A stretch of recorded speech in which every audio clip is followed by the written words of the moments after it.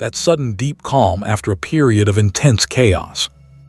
The repeating number that seems to gently follow you, on license plates, on the clock on your phone. That slightly out-of-place feeling, as if you're moving through a dream you haven't fully woken from yet.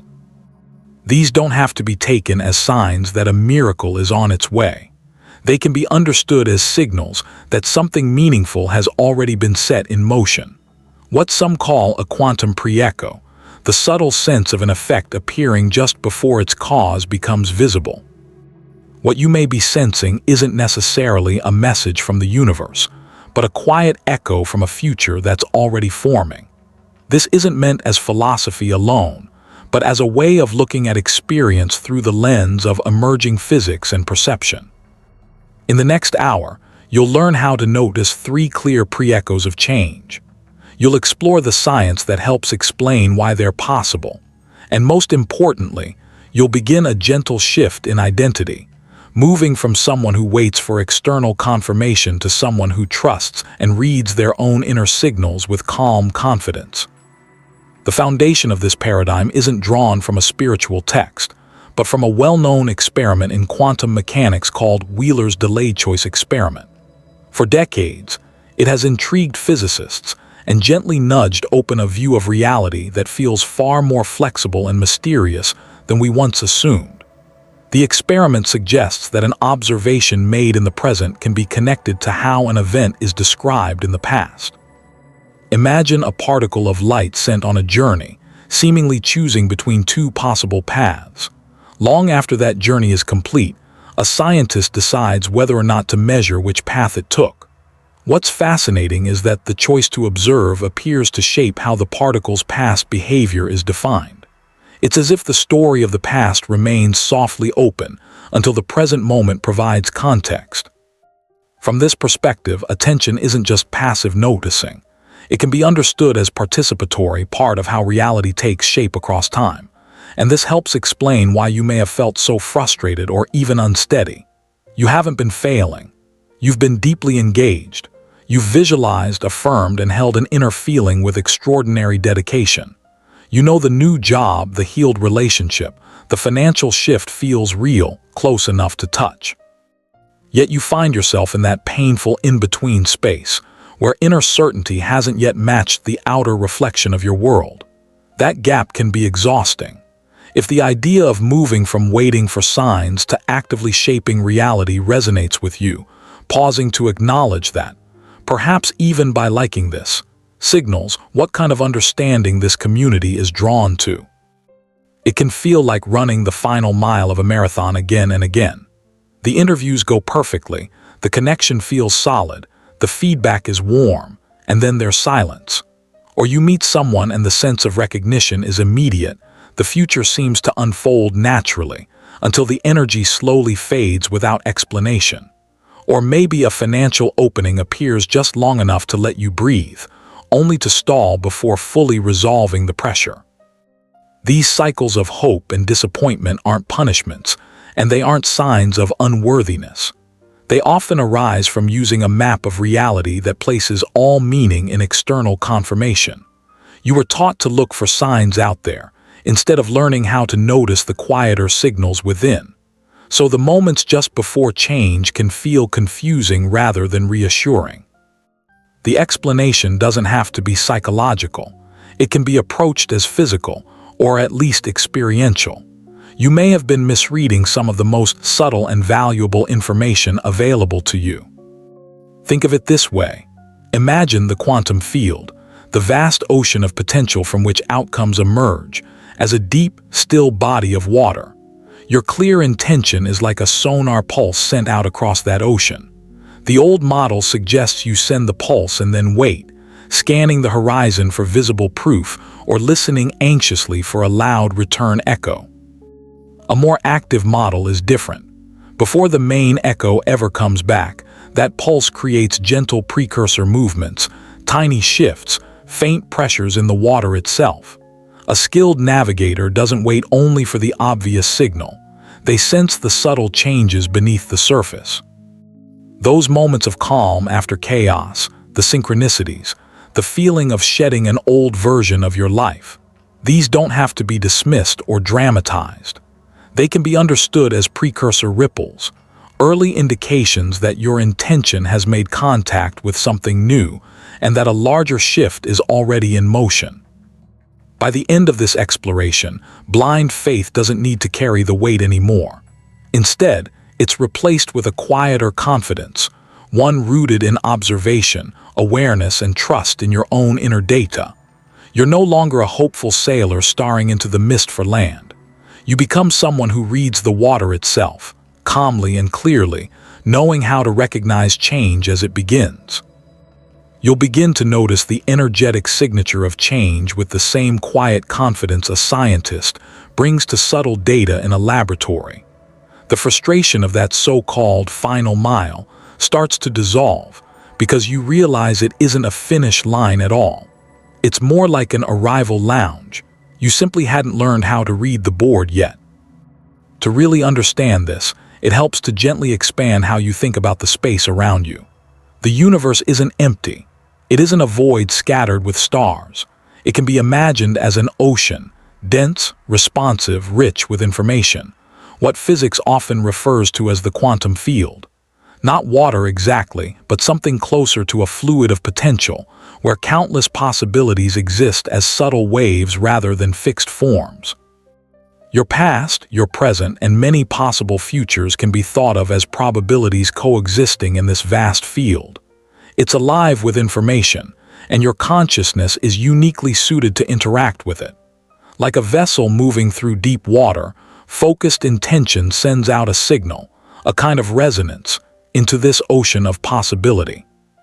For a long time, we assumed that signal traveled through empty space, but a more nuanced view suggests it moves through a medium that is deeply interconnected, responsive, and informed by everything that has ever occurred. When intention is set, it's not just a request, it's a gentle displacement in the field itself, a ripple through potential. The old approach taught us to send that signal and then wait, watching for unmistakable proof, the message, the offer, the deposit. But that way of relating to change can be exhausting. It's like a sailor who only believes land exists once they step onto it, ignoring the subtle clues, the birds, the scent in the air, the shift in the water that quietly announce its nearness.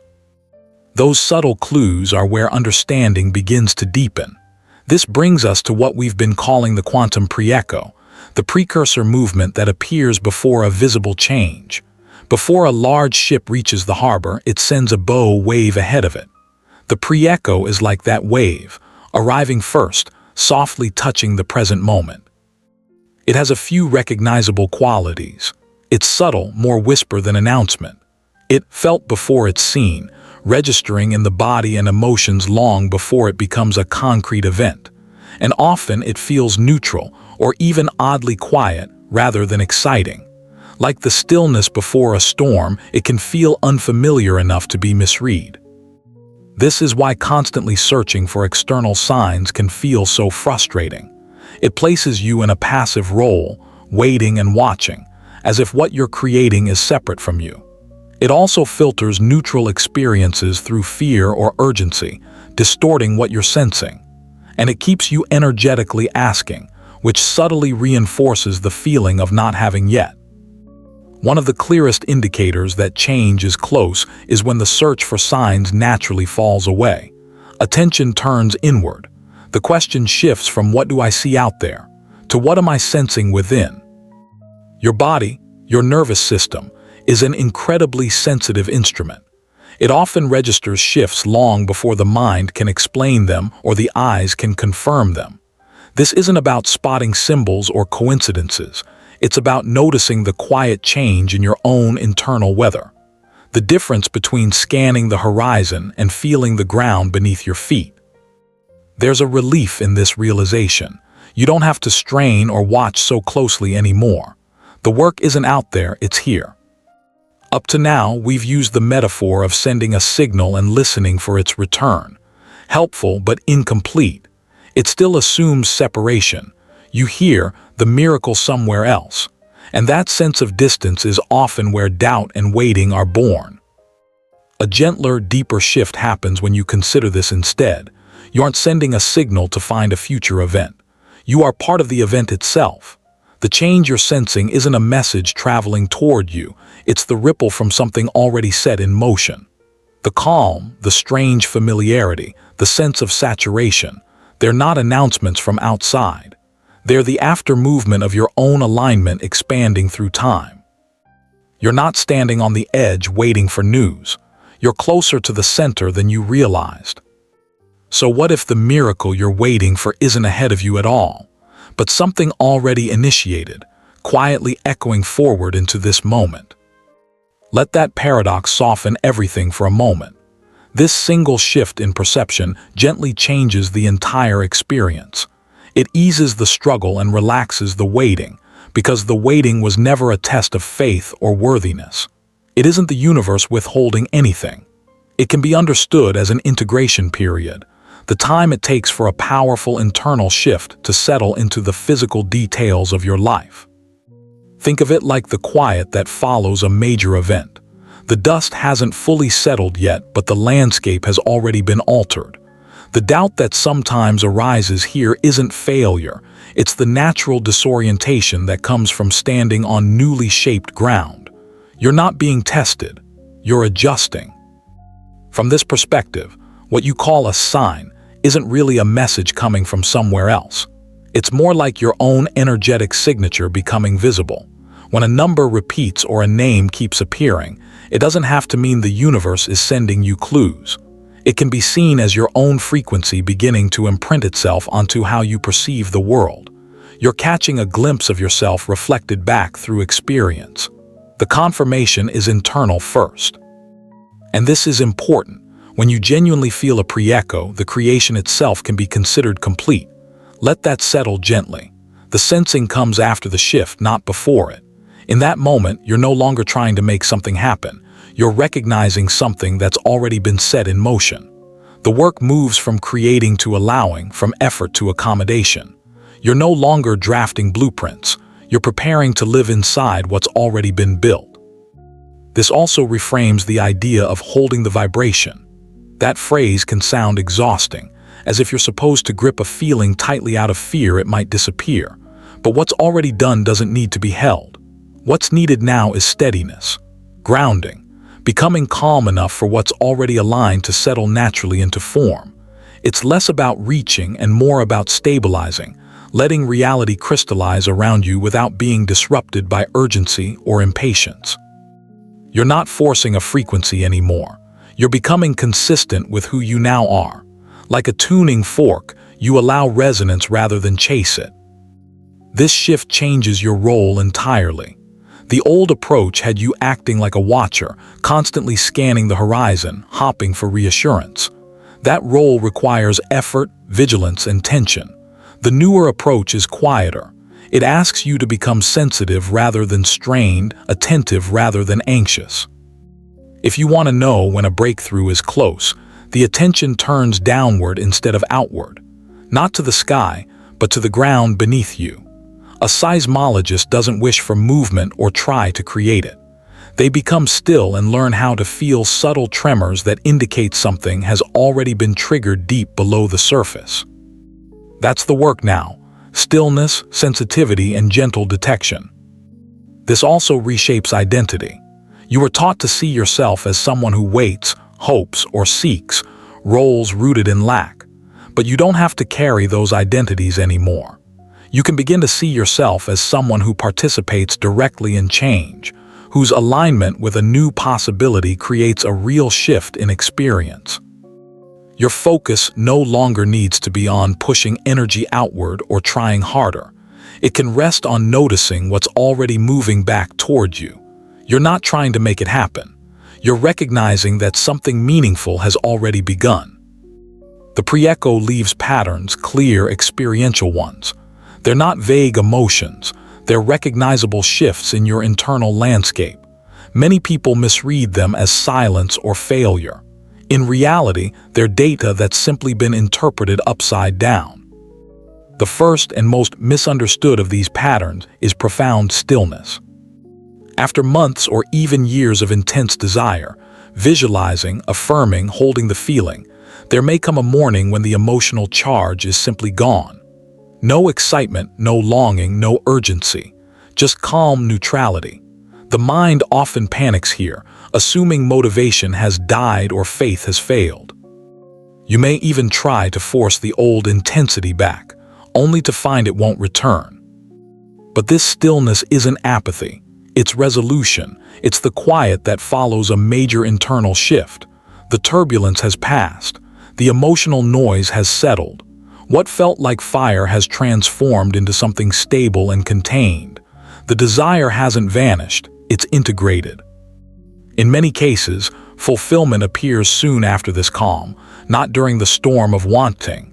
The stillness isn't the end. It's often the signal that the internal work is complete. The second pattern is symbolic saturation. This goes beyond casual synchronicity. A specific word, name, or image begins appearing with unusual frequency and precision, almost humorously so. It feels personal, intelligent, and oddly persistent. While the rational mind may explain it away, something deeper recognizes that this isn't random noticing, it's coherence forming. One way to think of this is as a frequency overlap. Before a new station comes in clearly, fragments of its signal bleed through the static. The symbols you keep encountering can be understood as harmonics of what you're aligning with. Not messages sent to you, but patterns forming around you as perception reorganizes. Ask yourself, is there a specific, non-obvious symbol or theme that keeps appearing in a way that feels meaningful rather than coincidental? That may be a gentle preview, not of what's coming, but of what's already aligning. The third pattern is energetic shedding, and it can feel the most unsettling. Suddenly, parts of your old life no longer fit. Activities, foods, media, or even relationships that once felt natural may now feel draining or out of sync. You may crave more quiet, more simplicity, more space.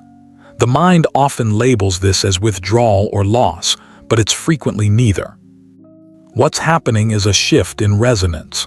As your internal state changes, things that matched an older version of you may naturally fall away. This isn't rejection, it's recalibration. Space is being made. The shedding isn't punishment or collapse, it's preparation. Ask yourself, do certain habits or connections now feel incompatible rather than emotionally charged? Does the pull away feel neutral and instinctive rather than dramatic? That's not you falling apart. It's reorganization. Taken together, these three patterns form a system. Stillness points to completion. Symbolic saturation points to alignment. Energetic shedding points to integration. When you recognize them together, you're no longer hopping or wishing. You're reading the data of your own experience clearly. The tremor has already occurred. The shift has already happened. What remains now is allowing the new landscape to fully reveal itself. The physical expression of what you've been working toward now becomes a matter of time. You can sense this. You have a framework, and you've likely already noticed pieces of it reflected in your own life. Moments of stillness, patterns repeating, parts of the old falling away. But understanding is only the map. It isn't the experience itself. So now, instead of watching for the echo, we gently step into it. If you can, find a quiet place where you won't be disturbed for a few minutes. Sit or lie down, whatever allows your body to feel supported and at ease. When you're ready, close your eyes. This isn't just a meditation in the usual sense. It's an opportunity to let your body attune to something you've already been moving toward. There's nothing to force, nothing to achieve. Take a slow, deep breath in. And as you exhale, allow yourself to release the role of the observer, the one trying to analyze or figure things out. You don't need to solve anything right now. Let this be about feeling rather than understanding. Bring your awareness gently into your body, not by thinking about it, but by sensing it. Notice the weight of your body, the points of contact with the surface beneath you.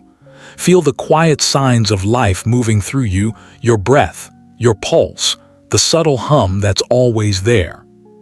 For these moments, imagine your body as a resonant space, an instrument that has been tuned over time to familiar patterns of effort, waiting, and striving. There's no judgment in that. It's simply what's been practiced.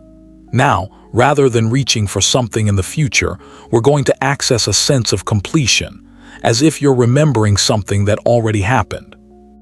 Call up the feeling of what you desire as though it's a memory from not long ago. Don't visualize it. Let go of images and stories. Instead, notice the physical quality of that memory. Is it a sense of ease in your chest? A quiet confidence in your belly? A lightness in your hands or shoulders? It doesn't need to be intense.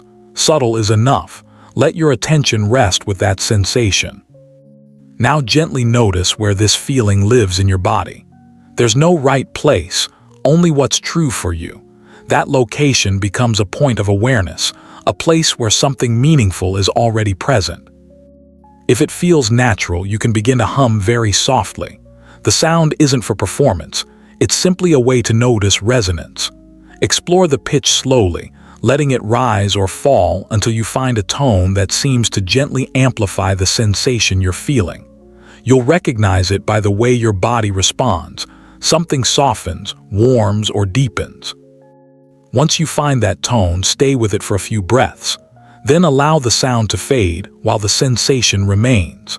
Imagine that feeling slowly expanding, like warmth spreading through water, moving through your chest, your belly, your shoulders, your arms. Let it travel upward into your head and downward through your legs, grounding itself into your feet.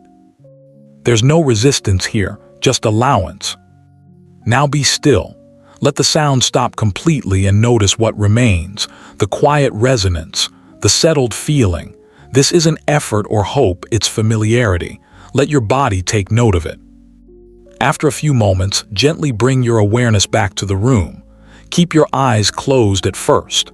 Let this sensation remain in the background, like a steady tone beneath everything else.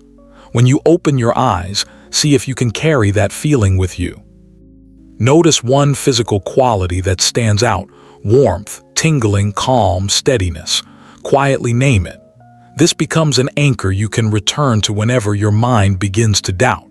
It's not an idea, it's something your body recognizes. From here on, your work isn't about making something happen. It's about integration, allowing what's already in motion to settle naturally into form.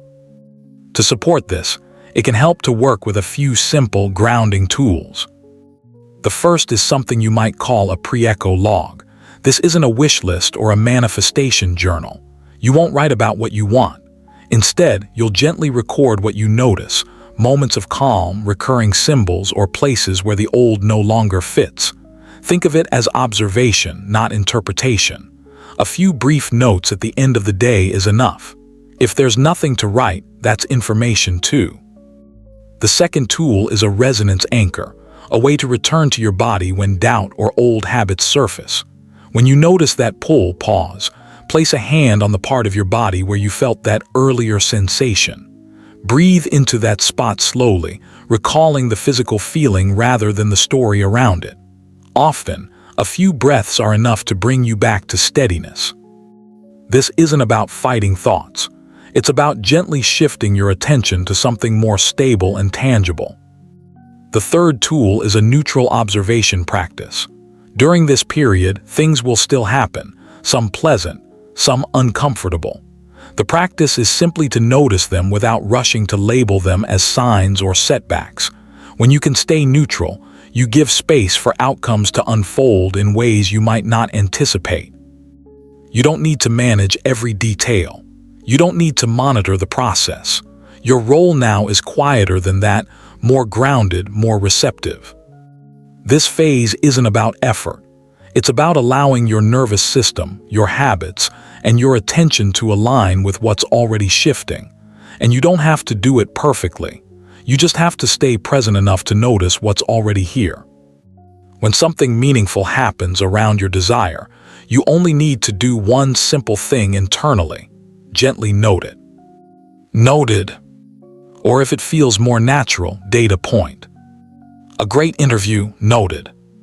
An unexpected bill, also noted. You don't rush into celebration or collapse into worry. You acknowledge what happened as information that fits within a larger unfolding, and then you continue on. This isn't indifference. It's composure. It's caring enough about the outcome that you don't disturb the process with unnecessary emotional turbulence. Think of a skilled professional working under pressure, steady hands, calm breath, focused presence. That steadiness doesn't come from not caring. It comes from caring so deeply that clarity becomes essential. In the same way, you're choosing not to attach a story to every event. You're allowing things to move without interference. This simple practice protects your internal balance. It helps you stay grounded after a major internal shift. So this becomes your new rhythm, your updated way of moving through the day. In the morning, before getting out of bed, take a moment with your resonance anchor. Place a hand on your center. Take a few slow breaths and gently tune yourself to that familiar feeling of steadiness you've practiced. Nothing dramatic, just a quiet alignment for the day ahead. As the day unfolds, practice neutral observation. Events happen. You notice them, acknowledge them, and return to center. If something pulls you off balance, you pause for a brief recalibration. 30 seconds is often enough. In the evening, you open your log and record what you noticed. Not interpretations, just observations. Over time, patterns become clear without effort. This isn't hard work. It's not striving. It's the natural rhythm of someone who isn't trying to force change anymore, but calmly allowing what's already in motion to take shape. You now have understanding. You've had a felt experience. And you've been given simple, grounded tools to move through this phase with clarity. The long, exhausting wait softens because you realize you were never waiting for something to be created. You were adjusting to something already underway. You're no longer scanning the distance for reassurance. You're paying attention to what's already moving beneath your feet. You're tracking, not hopping. This shift in perception is significant. It moves you from effort into awareness, from asking into knowing. The signs you notice aren't commands or promises, they're feedback, information reflecting your own state. And this is only the beginning. As sensitivity deepens, you may start to notice more than one direction calling to you at once. Different possibilities, each with its own texture and pull. This isn't confusion, it's capacity. It means choice has expanded. The question gently changes from "is something coming?" to which direction feels most aligned now. You may begin to sense that life isn't a single narrow path, but a wide landscape of viable options. Each one carries its own tone, its own invitation. Learning to notice these subtle differences allows you to move deliberately rather than by habit. This is where discernment replaces urgency, where you don't force outcomes, but consciously step toward what resonates most deeply. That exploration, how to recognize and choose between these possibilities with clarity, is what comes next. It's not about chasing a future, but about recognizing which one you're already closest to inhabiting. And that's where the next conversation begins. Subscribe and turn on all notifications, because our next video, Quantum Timeline Jumping Explained, how to choose your reality in real time, will guide you to the next level. We'll move from simply noticing echoes to gently choosing which reality to align with. For now, move forward with this new clarity. Move forward as the quantum instrument you've discovered yourself to be. Pay attention to the echoes of the future you've already set in motion. Notice the stillness. Observe the saturation. Respect the shedding. Anchor yourself in the resonance you cultivated today. Trust the feeling in your body more than any story your mind might tell. The data your nervous system provides is more immediate and reliable than any headline, bank statement, or report. You came here feeling the tension of the final stretch, searching for signs. You leave knowing you are the source of the signal itself. You didn't just watch a video, you shifted how you perceive reality. Step into that truth gently and let it guide everything you do.